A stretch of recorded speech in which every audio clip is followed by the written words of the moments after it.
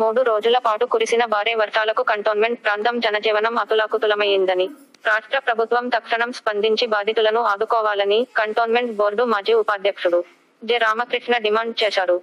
కురిసిన భారీ వర్షాలకు కంటోన్మెంట్ లో ముఖ్యంగా 2, 3, 6వ వార్డులలో అనేక కాలనీ వివిధ ప్రాంతాలు మునిగిన సందర్భంగా గురువారం ఉదయం రామకృష్ణతో పాటు మరో బోర్డు మాజీ ఉపాధ్యక్షుడు జంపన ప్రతాప్, మాజీ బోర్డు సభ్యులు ప్రముఖ న్యాయవాది జి విఠల్ రెడ్డి, సీనియర్ నాయకుడు బానుక మల్లికార్జున్, బాణాల శ్రీనివాస్ రెడ్డి తదితరులు ముంపు ప్రాంతాల్లో పర్యటించి ప్రజలను అప్రమత్తం చేసి సురక్షిత ప్రాంతాలకు తరలించడమే కాకుండా నిలిచిపోయిన నీటిని కాలవల ద్వారా పంపించే ఏర్పాట్లు చేశారు. 3 రోజుల పాటు మంచి నీరు, కరెంట్ లేక ఉన్న ప్రజలకు సత్వర చర్యలు నాయకులు చేపట్టారు.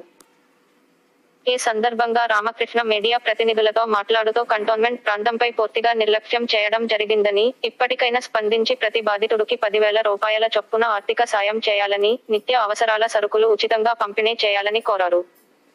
నాలాలపై ఉన్న అక్రమ కట్టడాలను కూల్చివేసి వెడల్పు చేయని న్యాయవాది విఠల్ రెడ్డి కోరారు.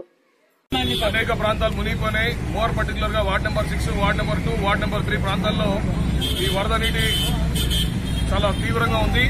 మరి దీనికి ప్రధానమైన కారణం అన్వాంటెడ్ గా చాలా మటుకు ఎన్క్రోచ్మెంట్లు అయిపోయిన నాలాలన్నీ.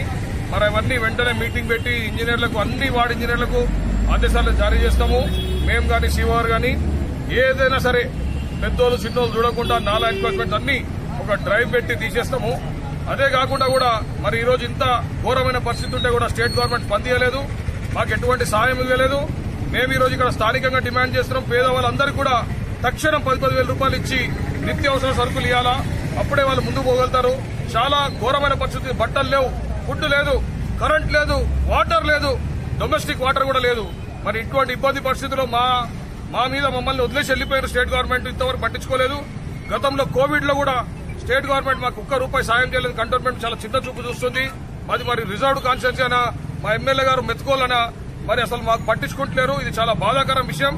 అదేవిధంగా మేము ఇప్పుడు తక్షణం స్టేట్ గవర్నమెంట్ నుంచి మాకు కాంపెన్సేషన్ డిమాండ్ చేస్తాం. పేదవాళ్ళు ఎంతమంది ఇల్లులు నష్టమైనాయో, మునిగిపోయినాయో వాళ్ళందరూ కూడా తక్షణం 10,000 రూపాయలు ఇవ్వాలా. అదేవిధంగా నిత్యావసర సరుకులు కూడా ఇవ్వాలా. రాబోయే కాలంలో తప్పకుండా ప్రజలు కూడా ఇవన్నీ గమనిస్తున్నారు. స్టేట్ గవర్నమెంట్ ఏదైతే మాకు చిన్న చూపు చూస్తుంది, చాలా విచారకరమైన విషయము. ఇది ఎందుకు జరుగుతుందంటే ఫిలిప్ కోరాన్ దగ్గర ఏదైతే ప్లాట్ఫామ్ కట్టిరో అవి తీసేసేయాలా. ఇప్పుడు మేము ఒక గోడ కూలితే మొత్తం నీళ్ళు లెక్కలకి వెళ్ళిపోయినాయి.